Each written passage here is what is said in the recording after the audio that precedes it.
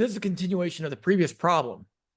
The previous problem, when we decomposed the data into two, one for southern greenhouses and one for northern greenhouses, the slopes are approximately the same, but the intercepts are definitely different. We're going to incorporate dummy variables and interaction terms into a simple regression, making it a multiple regression. So the way we're going to do this is we're going to insert three columns between CO2 and yield. We already got one of them made, D. I'm going to insert two more. I'm going to name the one in column D, D times CO2. Name the one in column E, 1 minus D times CO2. I got to flip these around. I got to make these 1. I got to make all these 0. So the southern ones are going to be defined with a dummy variable valued at 1, and that dummy variable valued at 0 for northern greenhouses. And then we're going to take the value of this dummy variable and we're going to multiply it by the value of CO2. We're going to drag that all the way down. And notice all that does is it brings over the CO2 value here.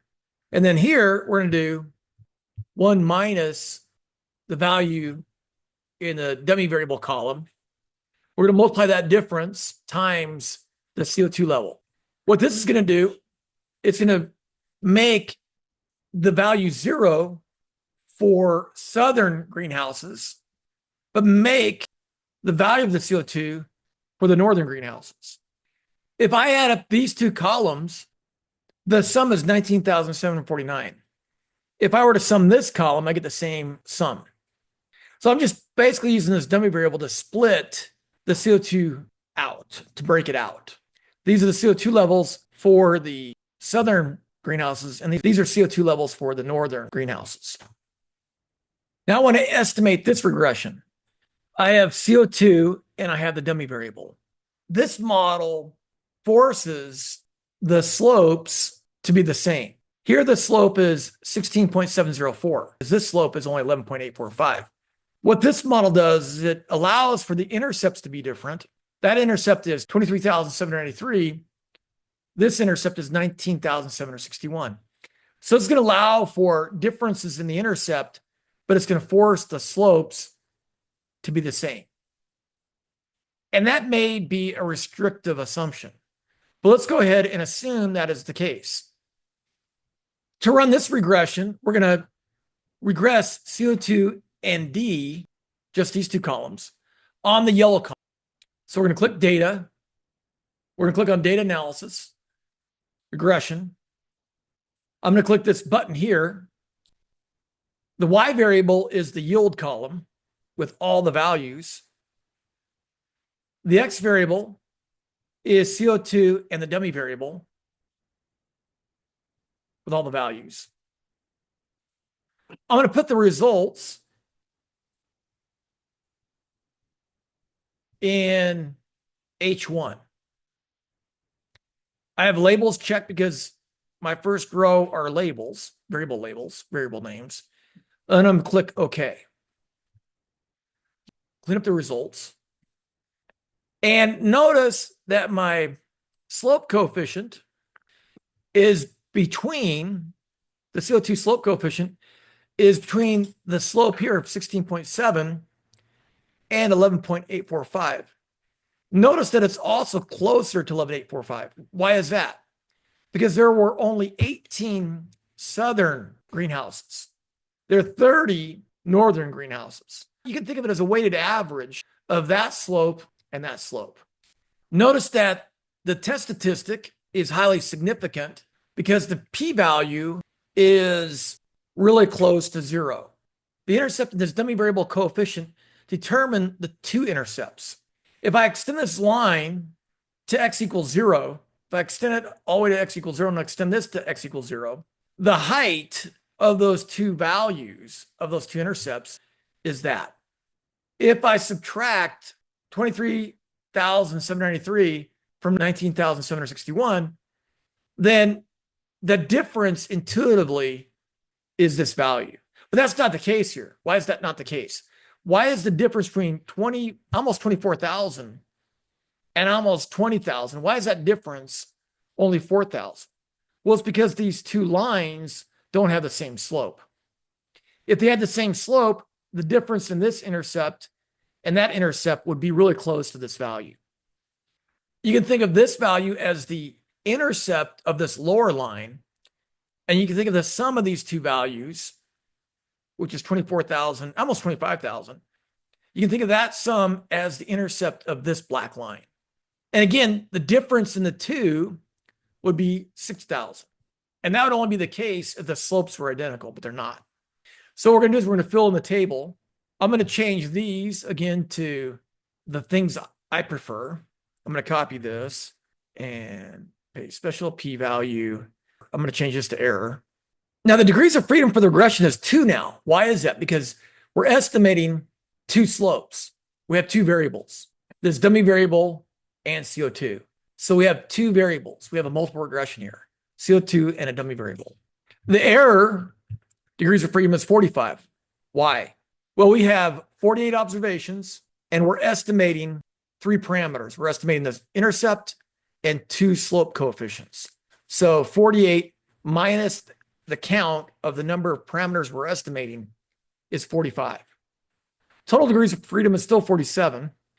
I'm going to pause the video, fill in this table, and when I got the table all filled in and I checked my answers, I'll restart the video. Okay, welcome back. I took my answers from Excel, I put them into these 2 tables, and I checked my work and I got it all correct. A couple quick notes. The mean square due to regression is this number, the sum of squares due to regression, divided by 2. The mean square due to error is the sum of squares due to error divided by its degrees of freedom. The F statistic is the ratio of these 2 mean squares. These are estimates of the error term's variance. If these 2 things are equal, the F statistic is close to 1, and this model would be considered insignificant because its p-value would be close to 1. That's not the case.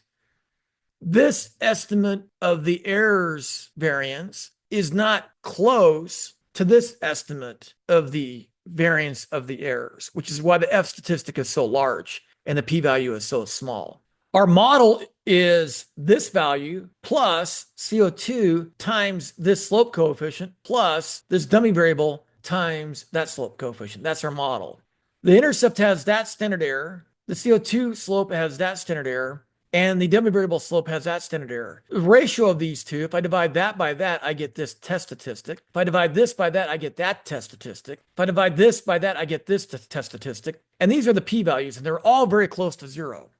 Now, when you're doing a multiple regression, you don't look at the coefficient of determination anymore. You look at the adjusted R-square. And what you kind of generally want as a practitioner of this, if the model does a good job of explaining the data, these 2 things are going to probably be pretty close to each other like they are. This value is going to be big, and this p-value is going to be close to 0. And these p-values will all be close to 0. So I think this model does a pretty good job of fitting the data. The only thing that I'm worried about is the assumption that the slope of this black line equals the slope of that black line. That's what I'm kind of worried about here. But other than that, it seems to fit the data well. So the adjusted coefficient of determination, when you're using multiple regression, you don't interpret the R-square, you interpret the adjusted R-square, because the adjusted R-square accounts for the additional variables that are included. When I plug that into here, watch what happens to this 0 here. My math automatically multiplies this by 100 to give you 62.6%, which is a lot higher than what the R-squares were in the previous 2 regressions that we did. The R-square, when we had a simple regression of CO2 and all of the greenhouses together in one regression, we only had an R-square of 8.8%. When we dropped the 18 southern greenhouses, our R-squared increased to 42%. When we include a dummy variable for all 48 greenhouses, our adjusted R-square jumps up to 62.6%. So what we're saying here is 62.6% of the variation in yield is explained by an equation with yield equal to this intercept plus CO2 times this slope coefficient plus D times this slope coefficient. That's our model. So let's conduct the hypothesis test using 5% significance. Now, this p-value is 0.7%, and we're using 5% significance here. When this is smaller than that, then this t-stat is huge. It's out in the tail, suggesting this is really far away from 0 statistically. this coefficient is highly significant. It's significantly different than 0. So we're going to reject this hypothesis because p-value 0.007, I'll do that as a percentage. This p-value, which is that value, is less than our significance level of 5%. Now, what about the dummy coefficient? This is beta, which is our slope coefficient for the dummy variable. The dummy variable coefficient is 60,039.781. Its test statistic is massive, 8.353. Its p-value is 0. This is a long ways away from the 0 in the t-distribution, which is why the p-value is so close to 0. So what we're saying is this coefficient is significantly different than 0. This coefficient is highly significant. So we're going to reject the null hypothesis. Now, if your p-values are bigger than the 5%, then you'd have this opposite conclusion. The p-value here is 0. The estimate for this value is that value. The estimate for this value is that value. And so I got these two slope coefficients both equaling 0 at the same time. We're going to use this F statistic to test this hypothesis, where these two are both supposed to be 0 at the same time. Now, the F statistic is huge. The p-value is close to 0. So we say the model is significant. When we say the model is significant, we're rejecting this hypothesis, and the p-value is 0. Now we're going to do regression 2. Notice what regression 2 is. We've dropped CO2 by itself. We've kept the dummy variable, but now we have the dummy variable times CO2 and 1 minus the dummy variable times CO2. This modeling allows for these two slope coefficients to be different. It also allows for the intercepts to be different. This will be the difference in the two intercepts, and this is going to be the intercept of this lower black line. So when we add this value to that value, it's going to give us the intercept of this line, and this is going to be the intercept of that line. This is going to allow the slope for CO2 to be one thing for southern states and a different number for northern states. So let's go ahead and do this regression. When we do this regression, we're going to click on data analysis, click on regression, click OK. Now the Y variable is still the same. It's F1 down to F49, right? So we're not changing that. What we're going to change is the X variable. I'm going to delete this stuff. We're going to use the dummy variable out to the second interaction term. So we're going to have 3 columns here, right? We're going to have 1, 2, 3 columns, 3 variables. And again, this allows for the slopes to be different and allows for the intercepts to be different. So this is probably going to be, it should probably fit the best of all 3. We're going to put the output below the previous model's output. I'm going to hit OK. And then I'm going to highlight all the decimal values to fix the decimal places. I'm holding down the control button, by the way. Going to home, and then I'm going to click on that. Make sure I have 3 decimal places everywhere. I'm going to get rid of the confidence intervals over here, prediction intervals. I'm going to change significance F to p-value. Actually, all I'll do is I'll just copy this, copy, paste, copy, paste. Now notice my degrees of freedom of my regression. They're 3. Why are they 3? Because now I have 3 variables included in my multiple regression, 1, 2, and 3. My error degrees of freedom, 44, because I have 48 observations. I have the northern and the southern greenhouses. I got to subtract off 4 from 48 because I'm estimating the intercept and these 3 slope coefficients. So there are 4 estimates I have to subtract off from the 48. That gives me 44. My total degrees of freedom are still 47. I'm going to pause the video and then fill in the values for these 2 tables, and then I'll continue my discussion. Welcome back. I plugged all the values in, and I got green check marks everywhere. So that's good. Again, the mean squared error regression is just a ratio of these 2 things. So that divided by that. This divided by that gives me the mean squared error regression. Taking the ratio of these 2 things, this divided by that gives me 26.561, which is really large. And that's why the p-value is so close to 0. Intercept is 19,760. Let's compare that to the graph. So here, the intercept is 23,793. This intercept is 19,761. This intercept is really close to that intercept, right? Really close. And this dummy variable is 4,000. But it's statistically insignificant.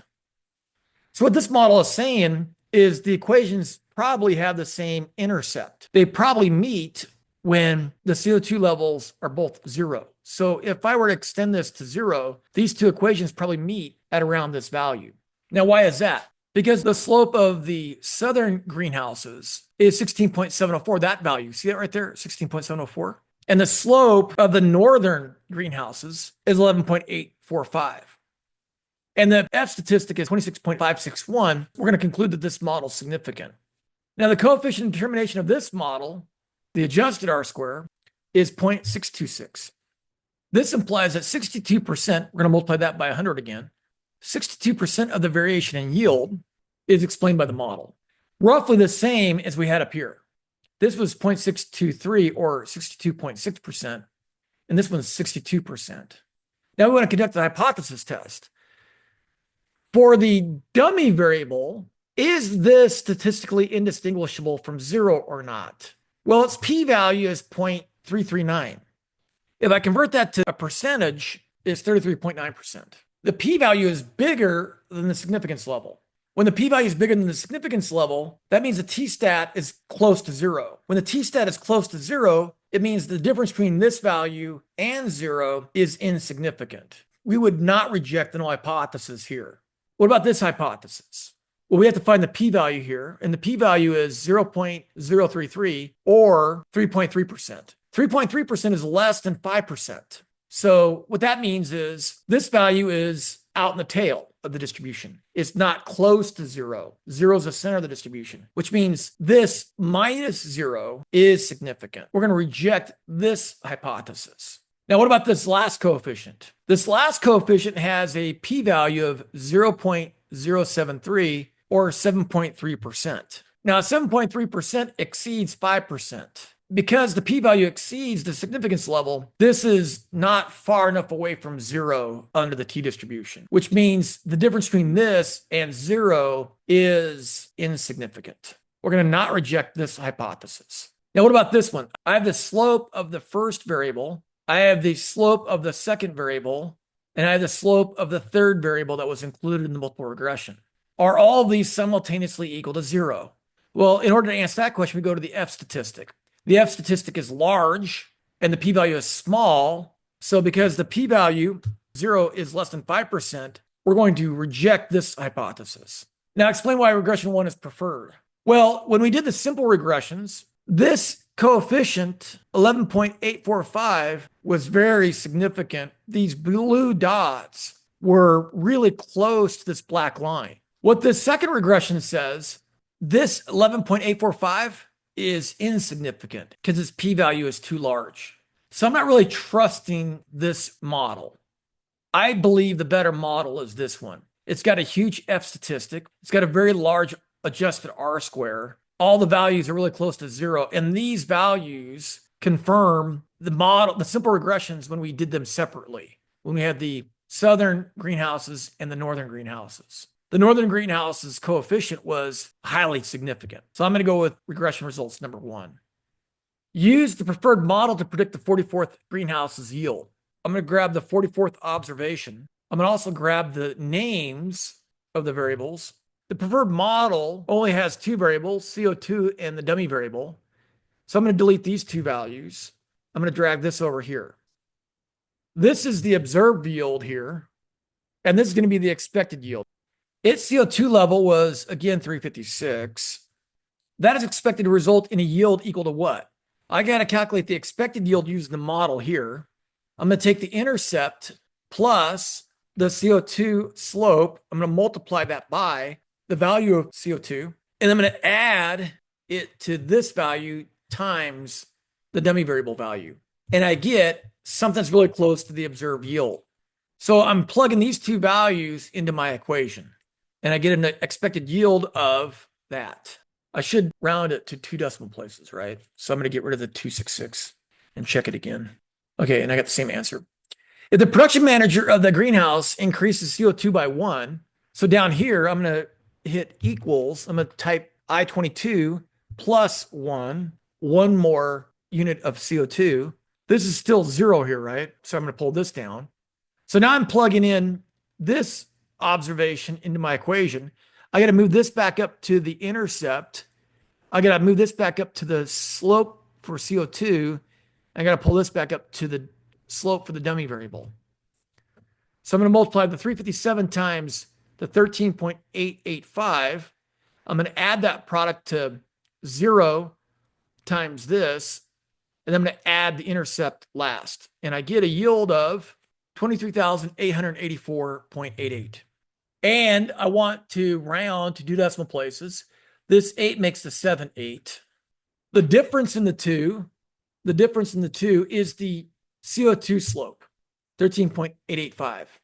Why? Because we're increasing the CO2 by 1, holding the dummy variable constant. Well, that's what this value is, right? 13.885. This difference equals the CO2 coefficient.